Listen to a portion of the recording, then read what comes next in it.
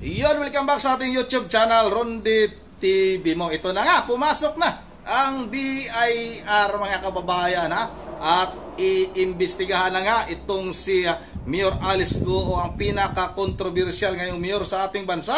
Ang mayor ng Bamban, Tarlac na sinasabi nga na may koneksyon sa sinalakay na pugo doon sa kanyang nasa sakupang lalawigan. Yun ang itong BIR ay sinisilip na nga yung mga ari-arian o pagmamay-ari nitong si Mayor Alice Go dahil napakadami daw parang hindi binayaran nitong si Mayor Alice Go, hindi nagbabayad ng tamang buwis.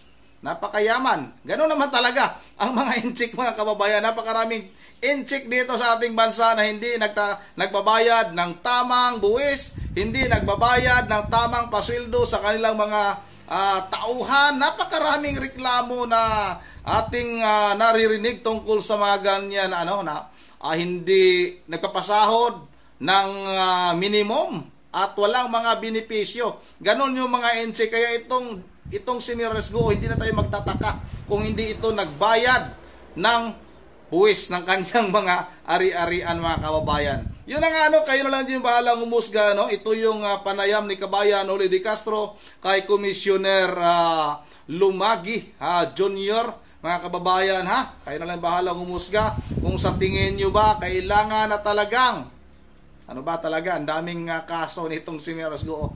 Kailangan na bang ikulong ito? Baka lumayas din ito. Baka matula din ito nila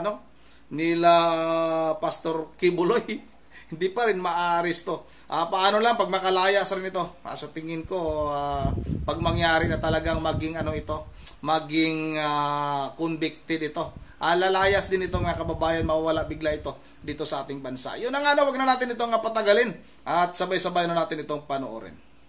Nagsisimula na para magsagawa ng investigasyon tungkol po dito kay Mayor Alice Go ng Bamban, Tarlac dahil lang po sa question ng kanyang mga properties. Nagsisimula na ho bang mag-imbestiga ang Bureau of Internal Revenue? Opo, nag-iimbestiga na po tayo tungkol po dyan at marami na po tayo mga impormasyon na nakuha. Galing din po yan dun sa mga naging hearing sa Senado. Opo. At mga iba't ibang mga datos pa po na binibigay po sa atin. Opo, okay.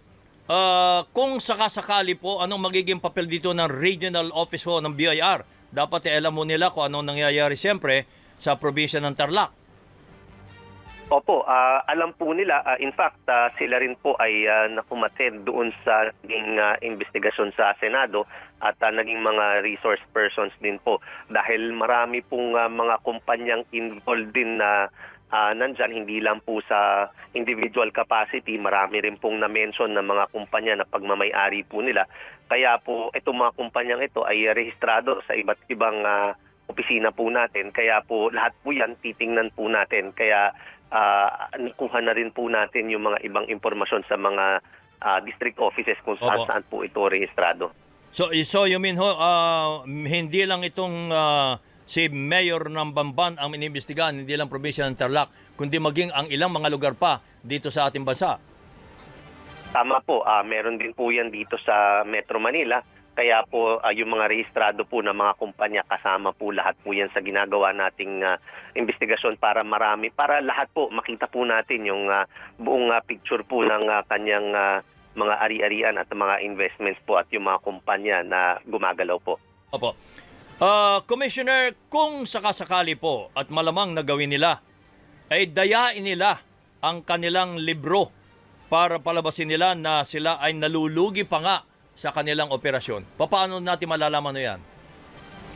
Well, makikita naman po natin yan dahil unang-una na-submit na po yung kanilang mga dokumento, recorded na po lahat yan at base po sa mga investigasyon ng Senado at sa mga iba pang nakuha natin ng mga dokumento ay makakapatunay din po yan kung hindi magtutugma ang kanilang mga deklarasyon sa mga kanilang mga ari-arian. Kaya po lahat po yan bubusisiin po natin kung talaga namang bayad ang buwis niyan. Yan din po yung isang sasabihin natin na wala naman dapat silang ikabahala dyan kung nagbabayad talaga at bayad yung mga buwis nila. Pero kung hindi makita natin na hindi bayad ang buwis, ay syempre gagawan po natin ng agarang aksyon po yan.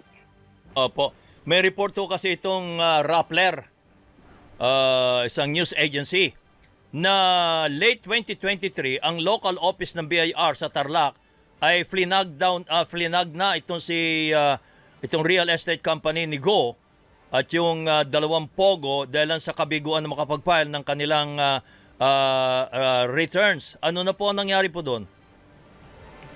Well, isasama po yan at talagang halongkatin pa po natin kung ano pa po ang nangyari po dyan at isasama po natin yan sa kung man merong kasong isasampa po ang ating ahensya. Opo, kasi meron pang report na November 2023, ang Tarlac City BIR ay nagpadala na rin ng notice sa BAUFO, Land Development Corporation Incorporated, na ang kumpanya ay nabigo di makapag-file ng total 7 tax returns. 2 for 2019 and 4 for 2021 and 1 for 2023. Bakit po nagtatagal ang investigasyon, Commissioner?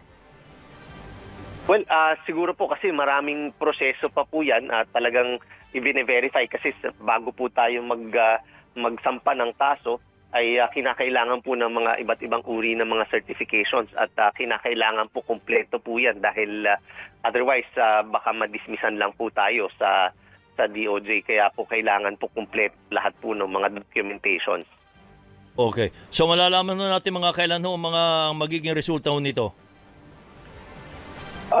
Hindi ko po masabi dahil kasi marami po talaga yung mga kumpanyang involved. Wow. At depende po kung paano po, gaano rin po kabilis sumagot po sa atin yung iba't ibang ahensya kung saan po yung mga nasabing mga ari-arian para kumpleto again yung mga certifications at yung mga ating mga ebidensya. Maliban ho dyan sa Bamban Tarlac ay niraid din ho ang isang mas malaki pa na Pogo Hub sa Pampanga, sa Porac, Pampanga. Ito ho ba ay kasama sa mga inimbestigahan at iba pa mga Pogo companies? Opo, nag-utos na rin po tayo na imbestigahan po agad yan dahil again, lahat po tayo nakatinitingnan din po natin ang compliance ng mga Pogo po dito sa ating bansa. Opo. Mga ilan hong Pogo company ang talagang nagbabayad ng kanilang tamang buwis?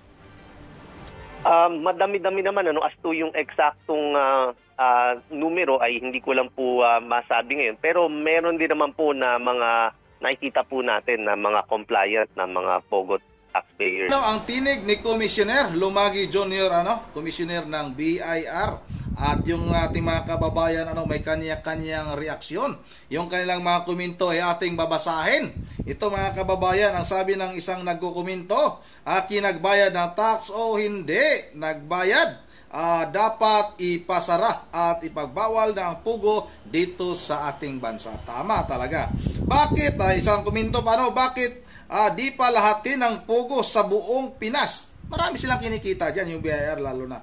Ang Cavite at sa iba pang lugar na tago, talagang malakas kapit ng mga government official at mga militar at pulis at businessmen. Magsitaguan ng mga yan. Talaga naman. Tapos ayon ito na naman isang komento.